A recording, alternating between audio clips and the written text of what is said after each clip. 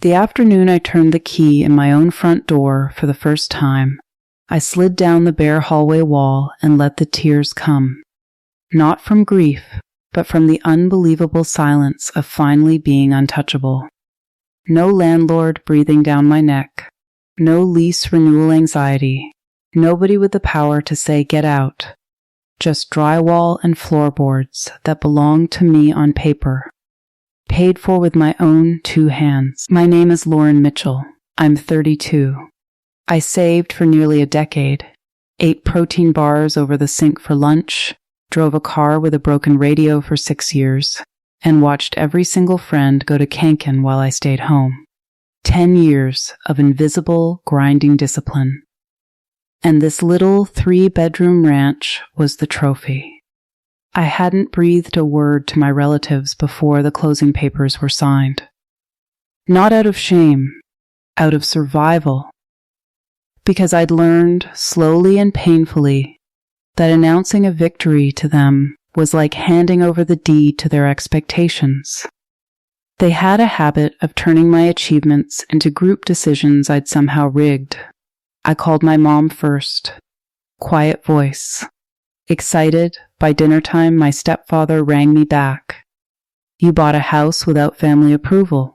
That's not independence, that's betrayal. I looked down at the key in my palm, still warm from my pocket, and I almost smiled. He kept going. That was his specialty. Pause wasn't permission. He filled every silence with sharper accusations.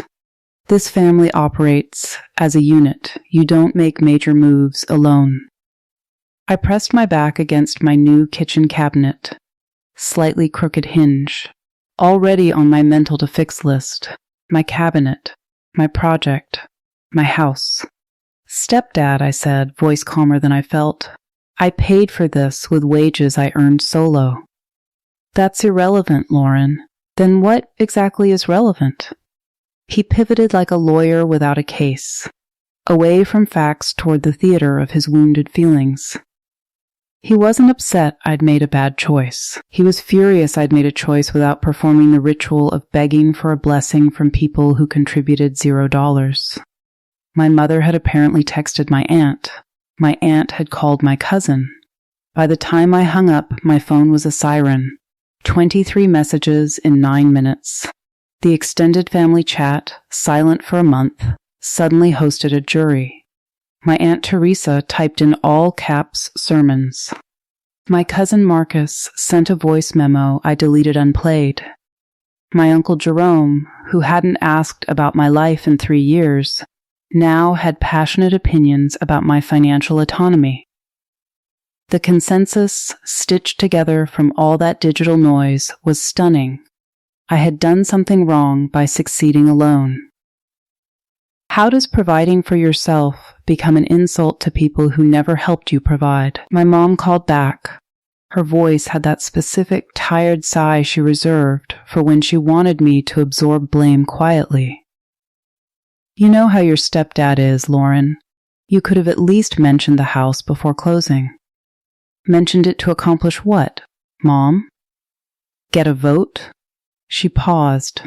That strategic silence that proves the point without admitting it. I walked through my empty living room, trailing my hand along a windowsill I'd chosen from a website at 1 a.m. after a 14-hour shift.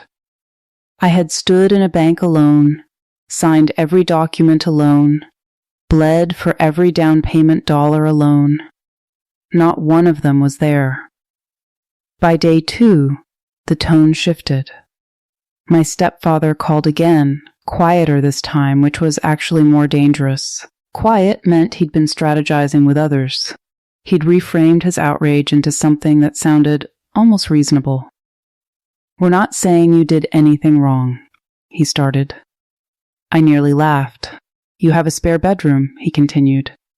Your nephew Derek is looking for a temporary place. Family supports family. And there it was. The house hadn't injured his pride. It had activated his hunger. He wasn't hurt about being excluded. He was frustrated that something valuable existed without his hand in it. The word selfish was never about principle. It was about access. Derek was 25, perpetually between jobs, and had left his last 3 rentals under mysterious circumstances I didn't want investigated. I love my nephew the way you love a childhood photo, fondly, from a safe distance. Stepdad, no. Lauren, no. The word no felt foreign and magnificent leaving my lips. Short, unpolished, final. Why do we think we owe explanations to people who never owed us support? I hung up and stood in my kitchen. Steady heartbeat. Still hand. For the first time, I understood what I'd actually purchased. What stung worse than the loud critics was the silence from the ones I genuinely loved. My brother Tevin never called, not to defend me, not to ask how I was holding up. We'd been close as kids, the kind of close where you share inside jokes from a wounded childhood. But he lived fully inside that family ecosystem, and taking my side would have cost him something he wasn't willing to lose. My mom texted once, "Just keep the peace, Lauren," as if I had started a war by simply existing on my own land. I sat on my back deck that evening, my deck with its warped board I was already planning to replace. And I did something I hadn't done in years. I wrote a list, not of grievances, of patterns. Every major adult milestone appeared there, my promotion, my reliable sedan, my certification. Each one had triggered the same cycle, accusation, family assembly, followed by a request. They hadn't been cheering for me. They'd been auditing me. Every achievement I'd earned alone made them feel like they were losing grip on something they never owned in the first place. So I decided to host a gathering. Small, intentional, curated. Only people who had shown up for me when showing up required sacrifice. 13 people made that list. Out of a bloodline that numbered closer to 60. My old roommate Priya, who helped me move furniture in August humidity without complaint. My work friend Marcus, who explained mortgage points at 10 p.m. over grainy pizza. My former neighbor Elena, who slipped grocery cash under my door during a thin month and never mentioned it again. These were my people, not by Dina, but by choice. Word reached my stepfather organically.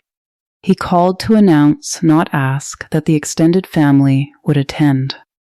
It's a house celebration. Lauren, blood shows up to house celebrations.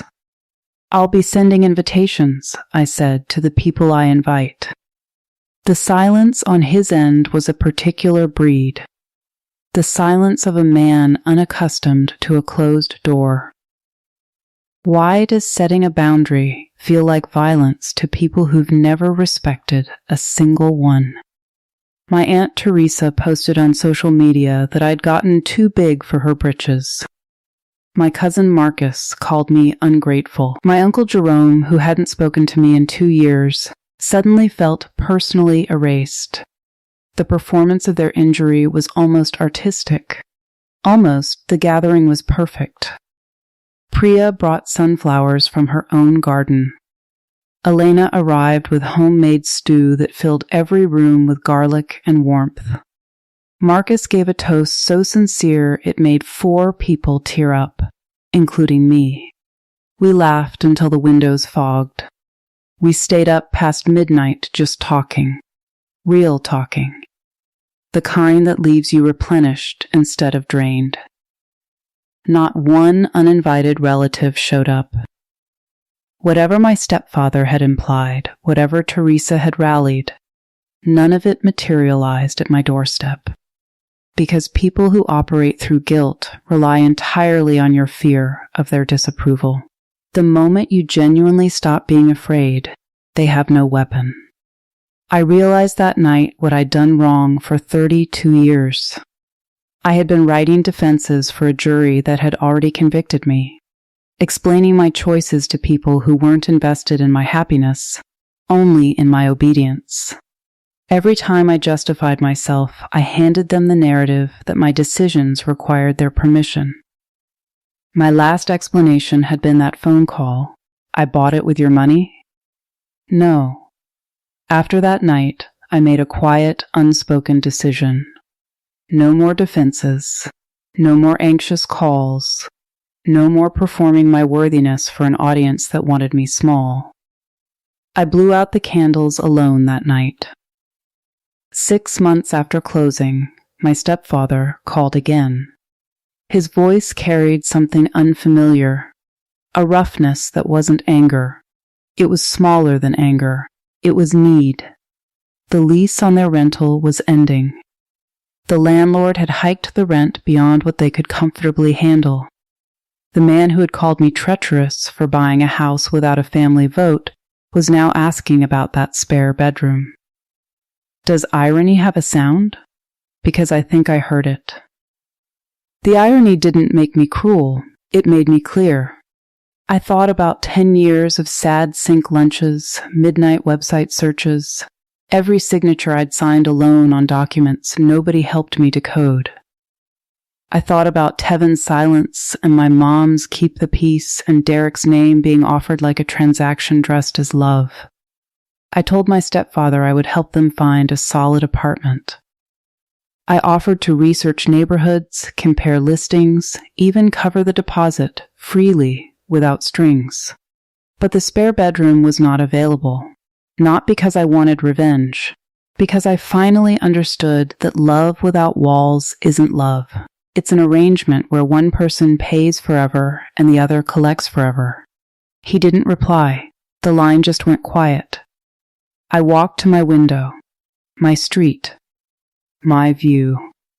Some doors stay closed, and once you stop apologizing for it, they stay beautifully shut.